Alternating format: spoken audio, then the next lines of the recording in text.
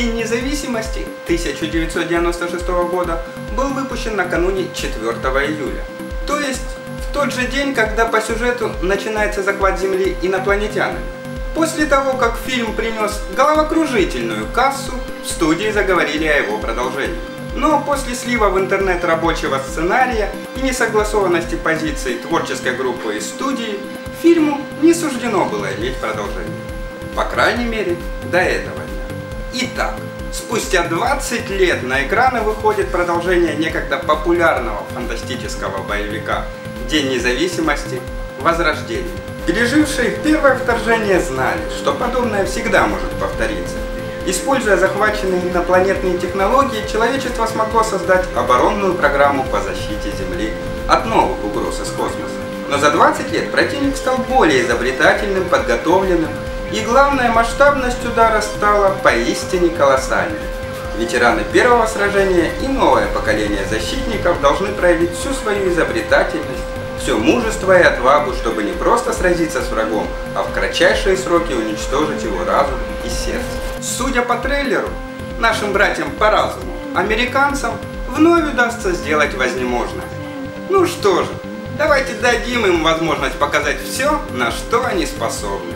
А пока же давайте перенесемся в мир российского кино и посмотрим трейлер новой комедийной ленты «Завтрак у папы». Он молодой и талантливый креативный директор рекламного агентства. Считает себя удачливым, он абсолютно доволен собой, своей работой и ни к чему не обязывающим отношением с сотрудницей. Но вдруг у двери своего пентхауса Александр встречает милую 10-летнюю девочку Алю, которая называется его дочкой. Готов ли Саша принять все сюрпризы, уготовленные судьбой, и в корне изменить привычную холостяцкую жизнь? Назвать этот фильм новым веянием в отечественном кинематографе, пожалуй, будет большой глупостью. Остается надеяться только на хорошую игру актеров и качественные шутки. А для тех же, кто не очень любит русские комедии, прокатчики подготовили американскую «Соседи на тропе войны 2». Спокойная семейная жизнь счастливых молодых родителей – это мечта. И если кто-то пожелает помешать священной идиллии, то его ждет настоящее сражение.